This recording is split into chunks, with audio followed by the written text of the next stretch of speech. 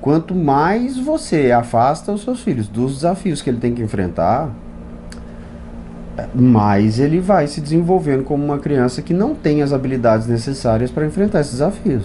A nossa geração é praticamente a primeira geração no Brasil de família de poucos filhos. Nós somos os primeiros filhos que têm poucos irmãos. Então você pensa comigo, nós fomos criados com uma atenção muito maior das nossas mães, não porque era necessário dar muito mais atenção, mas porque elas podiam. Porque quem nasceu nos anos 50, 60 não teve tanta atenção, ou se teve mais atenção foi no começo da vida, porque era o primeiro, mas logo vieram os outros, ou foi porque foi o último, né? Daí vem a história do caçula que é fraco, do caçula que é manhoso, do caçula que é... Hoje todo mundo é caçula, entende? Uma mãe que tem dois filhos, ela tem muito mais condição de cuidar. Só que por outro lado agora ela tá na escola. Então o desafio vira outro, que ele vai... A mãe antes estava em casa, tinha muitos filhos, mas ela não tinha como cuidar de cada um tão de pertinho. Hoje ela vai trabalhar e os meninos vão pra escola. Ela também não tá tão pertinho, eles estão no ambiente social também. Então eu acho que essas coisas talvez vão se equilibrando. Agora, você pode ter certeza, quanto mais você afasta os seus filhos dos desafios que ele tem que enfrentar, mais ele vai se desenvolvendo como uma criança que não tem as habilidades necessárias para enfrentar esses desafios.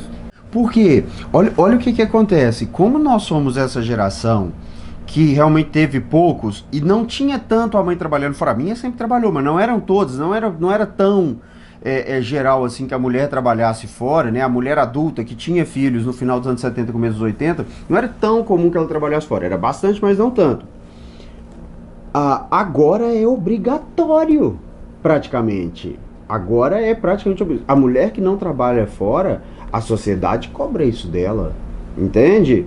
Eu acho até que é uma opção que ela tem, mas a sociedade cobra isso dela, o movimento feminista, não sei o que, o padrão hoje é outro.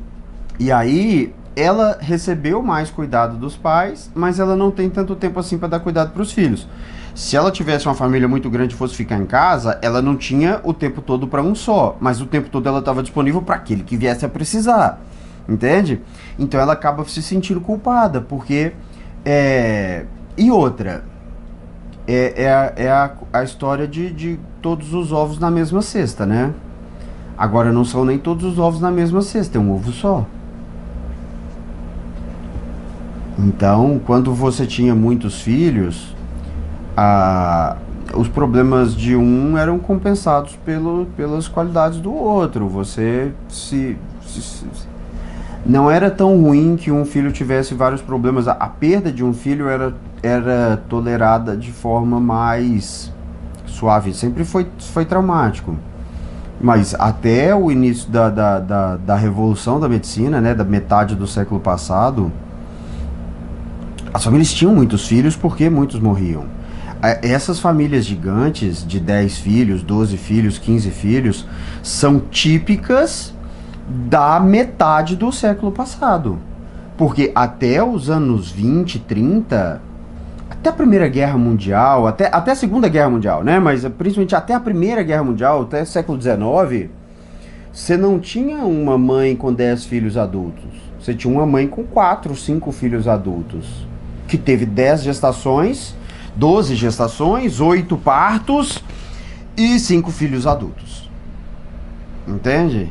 Isso você tinha, mas muita gente morria de infecções, de doenças variadas, de problemas de saneamento básico, de desidratação, disso, daquilo e tudo mais, que hoje não existe mais. A partir do momento que a gente começou a ter a medicina moderna, a partir da Segunda Guerra Mundial, isso parou de acontecer, todas essas mortes pararam de acontecer, o padrão de reprodução continuou, e aí foi o boom é o baby boom, né? Não é o baby boom. É o baby sobrevivente boom, é o child boom. O baby sempre teve, a criança é que não tinha. E aí dobrou a população mundial, ou mais do que dobrou a população mundial em muito pouco tempo.